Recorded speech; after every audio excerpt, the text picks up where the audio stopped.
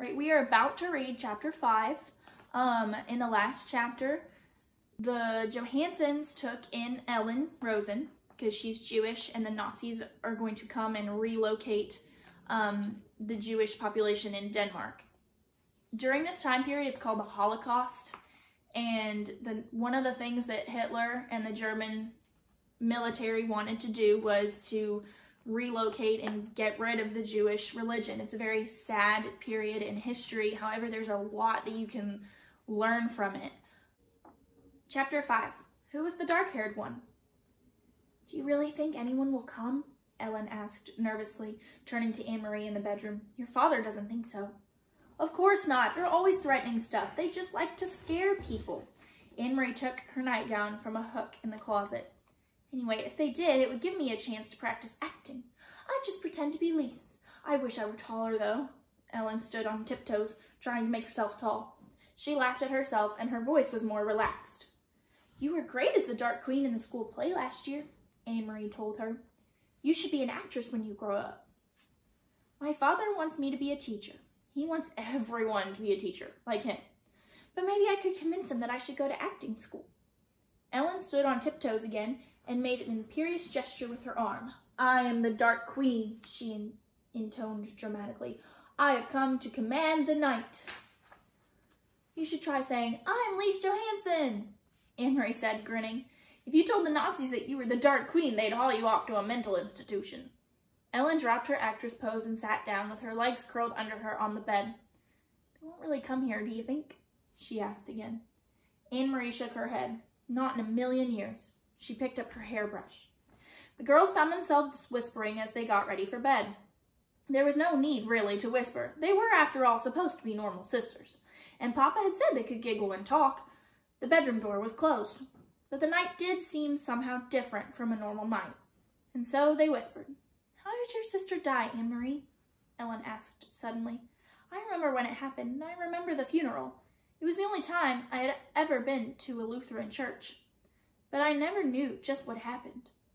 I don't know exactly, Anne-Marie confessed. She and Peter were out somewhere together, and then there was a telephone call that there had been an accident. Mama and Papa rushed to the hospital. Remember, your mother came and stayed with me and Kirsty? Kirsty was already asleep, and she slept right through everything. She was so little then.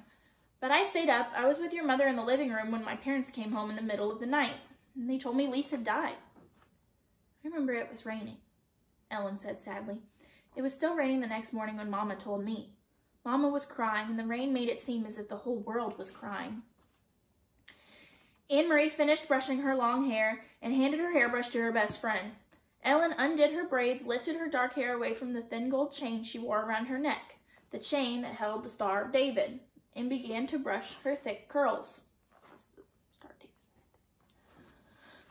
I think it was partly because of the rain. They said she was hit by a car. I suppose the streets were slippery and it was getting dark and maybe the driver just couldn't see, Anne-Marie went on, remembering. Papa looked so angry. He made one hand into a fist and kept pounding it into the other hand. I remember the noise of it. Slam, slam, slam. Together, they got into the wide bed and pulled up the covers. Anne-Marie blew out the candle and drew the dark curtains aside so that the open window near the bed let in some air.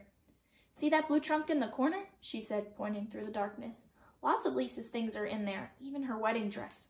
Mama and Papa have never looked at those things, not since the day they packed them away. Ellen sighed. She would have looked so beautiful in her wedding dress. See, she had such a pretty smile. I used to pretend that she was my sister, too. She would have liked that, Anne-Marie told her. She loved you. That's the worst thing in the world, Ellen whispered. To be dead so young, I wouldn't want the Germans to take my family away, to make us live someplace else.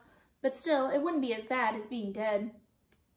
Anne-Marie leaned over and hugged her. They won't take you away, she said. Not your parents either. Papa promised that they are safe, and he always keeps his promises. You are quite safe here with us. For a while they continued to murmur in the dark, but the murmurs were interrupted by yawns. Then Ellen's voice stopped. She turned over, and in a minute her breathing was quiet and slow. Anne-Marie stared at the window where the sky was outlined and a tree branch moved slightly in the breeze. Everything seemed very familiar, very comforting. Dangers were no more than odd imaginings, like ghost stories that children made up to frighten one another. things that couldn't possibly happen. Anne-Marie felt completely safe here in her own home with her parents in the next room and her best friend asleep beside her. She yawned contentedly and closed her eyes. It was hours later, but still dark, when she was awakened abruptly by the pounding on the apartment door. Anne-Marie eased the bedroom door open quietly, only a crack, and peeked out. Behind her, Ellen was sitting up, her eyes wide. She could see Mama and Papa in their nightclothes moving about. Mama held a lighted candle, but as Anne-Marie watched, she went to a lamp and switched it on. It was so long a time since they had dared to use the strictly rationed electricity after dark that the light in the room seemed startling to Anne-Marie, watching through the slightly open bedroom door. She saw her mother look automatically to the blackout curtains, making certain they were tightly drawn. Papa opened the front door to the soldiers. "This is the Johansson apartment?" A deep voice asked the question loudly in the terrible accented Danish. "Our name is on the door, and I see you have a flashlight," Papa answered. "What do you want? Is something wrong?" "I understand you are a friend of your neighbors, the Rosens, Mrs. Johansson," the soldier said angrily. "Sophie Rosen is my friend, that is true," Mama said quietly. "Please, could you speak more softly? My children are asleep."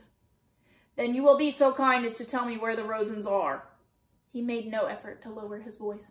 "I assume they are at home sleeping. It is 4 a.m. after all," Mama said. Anne-Marie heard the soldier stalk across the living room toward the kitchen. From her hiding place in the narrow sliver of the open doorway, she could see a heavy uniformed man, a holstered pistol at his waist, in the entrance to the kitchen, peering in toward the sink. Another German voice said, "The Rosens' apartment is empty. We are wondering if they might be visiting their good friends, the Johanssons." "Well," said Papa, moving slightly so that he was standing in front of Anne-Marie's bedroom door, and she could see nothing except the dark blur of his back. "As you see, you are mistaken. There is no one here but my family. You will not object if we look around." The voice was harsh, and it was not a question. "It seems we have no choice," Papa replied. "Please don't wake my children," Mama requested again. "There is no need to frighten little ones." The heavy booted feet moved across the floor again and into the other bedroom. A closet door opened and closed with a bang. Anne-Marie eased her bedroom door closed silently. She stumbled through the darkness to the bed. "Ellen," she whispered urgently, "take your necklace off." Ellen's hands flew to her neck, desperately trying to unhook the tiny clasp. Outside the bedroom door, harsh voices and heavy footsteps continued. "I can't get it open," Ellen said frantically. "I never take it off. I can't even remember how to open it." Anne-Marie heard a voice just outside the door. "What is in here?"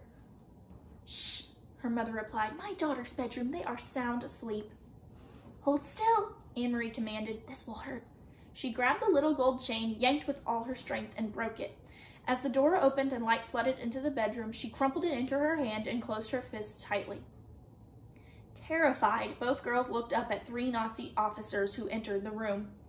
One of the men aimed a flashlight around the bedroom. He went to the closet and looked inside. Then, with a sweep of his gloved hand, he pushed to the floor several coats and a bathrobe that hung from pegs on the wall.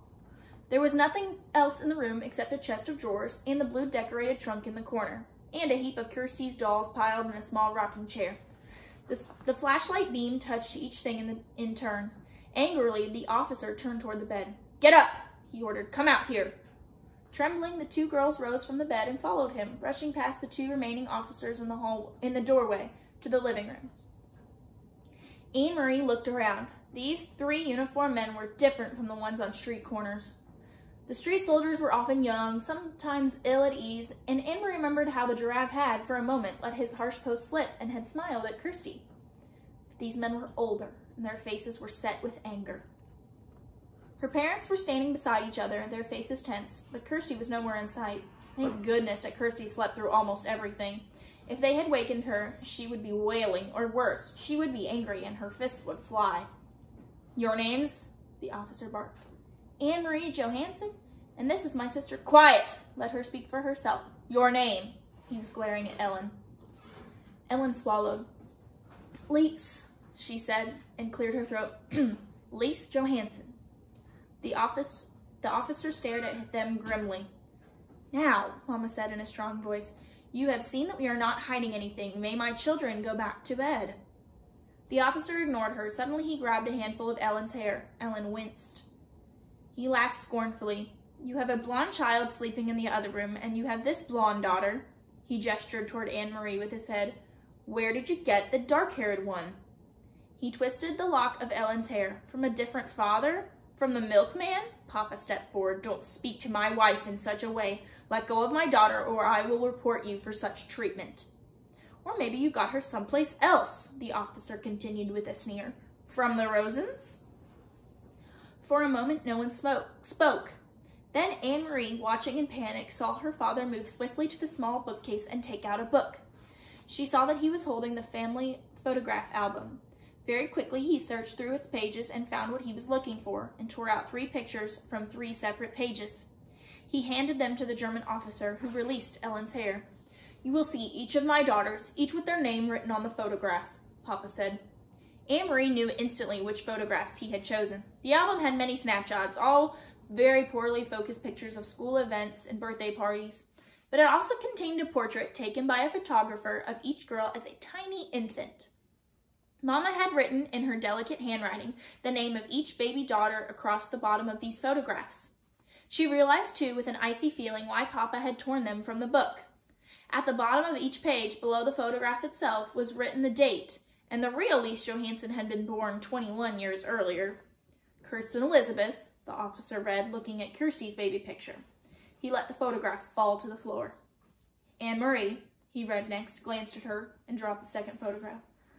Lise Marguerite, he read finally, and stared at Ellen for a long, unwavering moment. In her mind, Anne-Marie pictured the photograph that he held, the baby, wide-eyed, propped against a pillow, her tiny hand holding a silver teething ring, her bare feet visible below the hem of an embroidered dress, the wispy curls, dark. The officer tore the photograph in half and dropped the pieces on the floor. Then he turned, the heels of his shiny boots grinding into the pictures, and left the apartment. Without a word, the other 2 officers followed. Papa stepped forward and closed the door behind them. Anne-Marie relaxed the clenched fingers of her right hand, which still clutched Ellen's necklace. She looked down and saw that she had imprinted the Star of David into her palm.